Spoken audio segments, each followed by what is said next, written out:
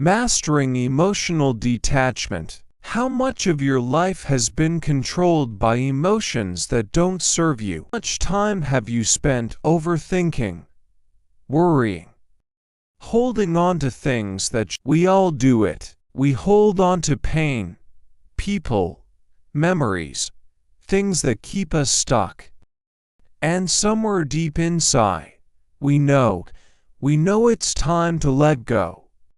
But we don't, because it feels impossible. But what if I told you that emotional detachment is the key to your peace?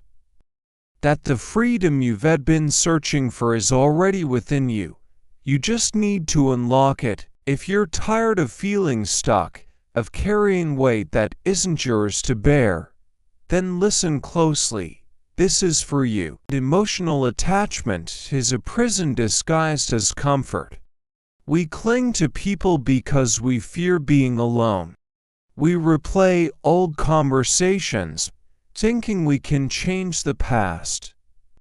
We tie our happiness to someone else's presence, their validation, their approval. Before we know it, our peace, our entire sense of self, is built on something we can't control. But what happens when that person leaves, when that job falls through? When life doesn't go as planned, we break, we shatter. Because we've placed our happiness in things that were never meant to hold it. But here's the truth. Nothing outside of you can complete you. Not a person, not a relationship, not success, not validation. And the moment you start believing that, everything changes.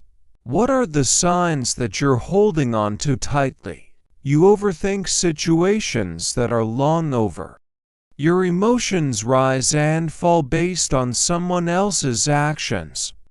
You fear change, even when you know it's necessary. You struggle to say no, because you don't want to disappoint others. Let's go deeper here. Are you ready for this? If you enjoyed this video, smash that like button, subscribe, and turn on the notifications so you never miss a new upload.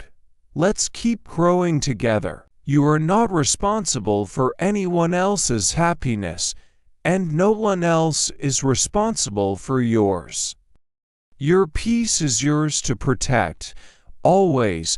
What is the power of radical acceptance? You cannot change the past. I am going to say this again. You cannot change your past. And yet, we live as if we can.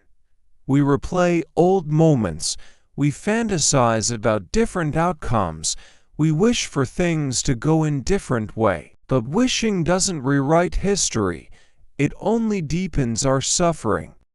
Pain doesn't come from what happens to us, it comes from our resistance to what is. The moment you accept what is, you release yourself from suffering. Imagine this. You're standing in front of a locked door. You've been knocking, banging, pleading for it to open, but it won't.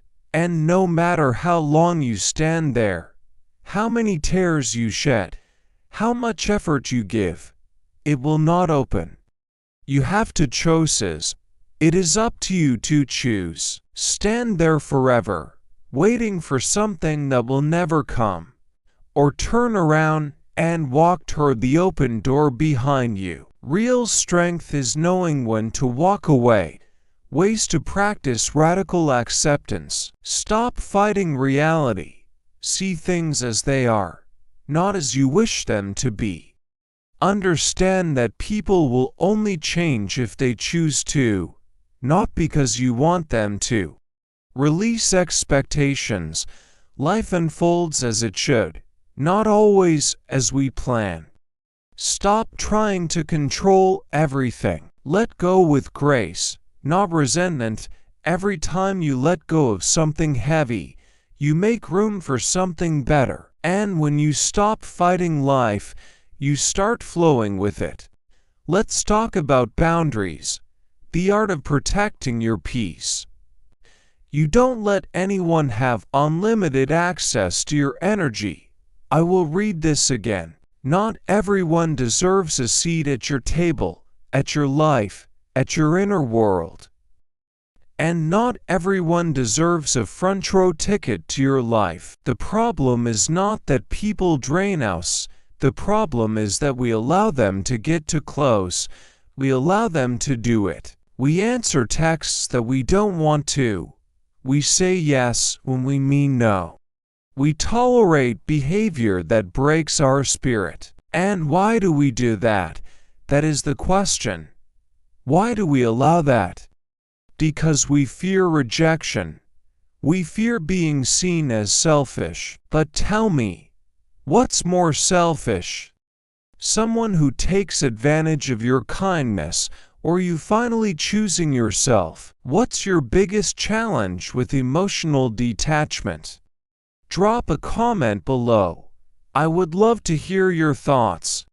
And if this video helps you, don't forget to like, subscribe, and hit the bell so we can continue this journey together. Remember this, your energy is your most valuable currency. Spend it wisely. Because if you don't, the wrong people will spend it for you. Reclaiming your power. Once you step back from the things that don't serve you, you realize something.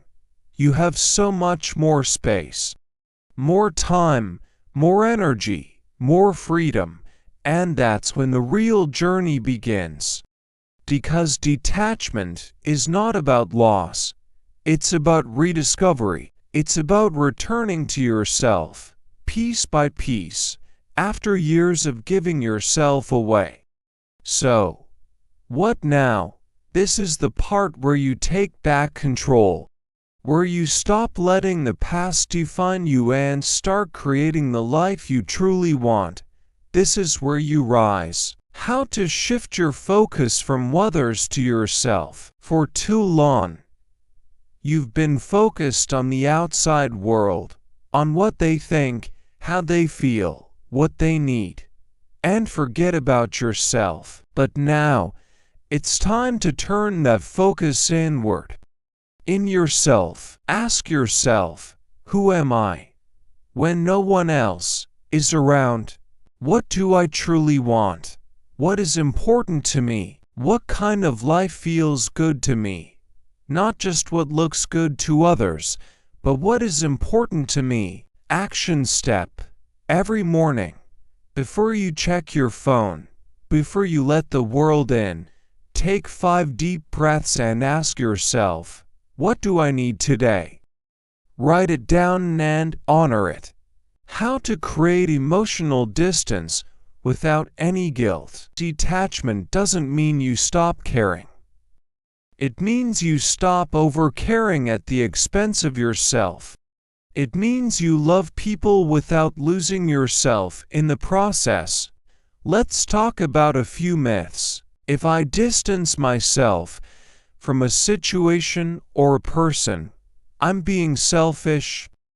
The answer is no, you're being healthy. You are looking after yourself. If I set boundaries, people will hate me for that. The answer is no, the right people will respect you and value you more. If I stop overgiving, I won't be needed and people will reject me. The answer is no. You need to learn that your worth is not based on what you do for others. Action step. The next time you feel drained by a conversation, stop. Instead of responding out of obligation, take a deep breath and say, I need some time to process. I'll get back to you. Give yourself permission to step back. If this video made you think or helped you in any way, do me a favor, hit the like button, subscribe, and turn on the notification bell. It's free, and it really helps the channel. Plus, let's keep the conversation going in the comments. How to cut the mental ties to the past. Listen carefully now. The past is over. It is done. It has no power over you, unless you keep carrying it with you, unless you keep giving power to it. Whatever happened in the past, happened. And no amount of overthinking will change it. The more you replay it in your mind, the more you keep yourself stuck and drained. Imagine now this. You are carrying a heavy backpack filled with old regrets, past mistakes, painful memories. You feel exhausted, tired, but you refuse to put it down. Now, what if I told you that the moment you decide to drop that bag, you can move much lighter, you can move forward freely? Would you believe her in that? Action step. Take a piece of paper, write down every thought, memory, or regret you keep holding on to, that is stacked deep within. Then, either write it up or burn it. How to stop seeking external validation. The fact is, if you live for approval, you will die by rejection. Detach from the need to be understood or approve. Detach from the need to be liked. You cannot please everyone. Detach from the illusion that you need permission to be yourself. Let it shine. The world does not need a watered-down version of you. It needs you. In fully, unapologetically and freely. Action step. The next time you hesitate to do something because of what people might think, ask yourself, if no one else's opinion mattered, would I still want this? I still do this? If the answer is yes, so do it without any recitation or regret. How to rebuild yourself from the inside out. You have spent years focusing on everything and everyone else. Now it's time to pour into you. Instead of obsessing over who left, start focusing on who you are becoming, the new version of you. Daily habits for emotional freedom. Start your day in silence. No phone, just stillness. Do one thing daily that excites you. Even if it's small, check in with yourself. Throughout the day, ask, how do I feel right now? Surround yourself with people who elevate you. If they drain you, distance yourself without any guilt. Celebrate small wins.